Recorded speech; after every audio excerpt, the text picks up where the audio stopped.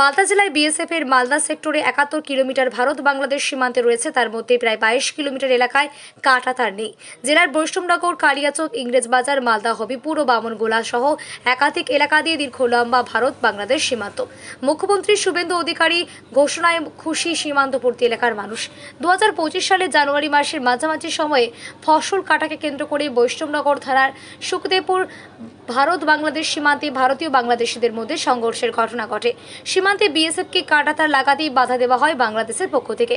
সেই বছরই সুখদেবপুরে ভারত বাংলাদেশ সীমান্তের ধারে জানুয়ারি মাসের 25 তারিখ সভা করেন তখনকার বিরোধী দলনেতা শুভেন্দু অধিকারী।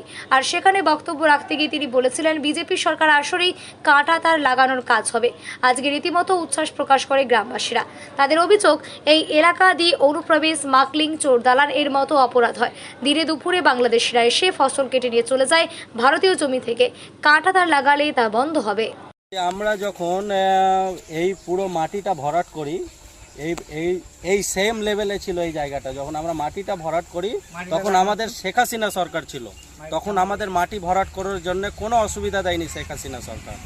এই জিহাদি সরকার, ইউনিশ সরকার আসার পরে যখন আমরা এটা ফেন্সিং করব বলে কাজটা আরম্ভ করতে আসবে আমাদের সিপিডব্লিউ কন্ট্রাক্টর, ওনারা ইউনিশ সরকারের কিছু জেহাদি এসে আমাদের বিএসএফের উপরে আক্রমণ করা হয়, আমাদের গ্রামবাসীর উপরে আক্রমণ করা হয় এবং জমিতে ফসল থাকে, ফসলকে কেটে নিয়ে যাওয়া হয়, জল মেশিনের পাম্প থাকে সেটা কাটা হয় এবং আমাদের বিভিন্ন ধরনের গাছ রয়েছে সেই গাছগুলোকেও কেটে ফেলে দেওয়া হয় এই জেহাদিদের সরকার।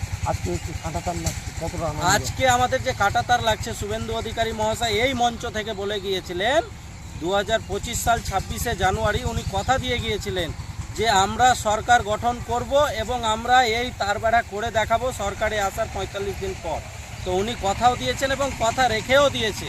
আমরা এতে অত্যন্ত খুশি।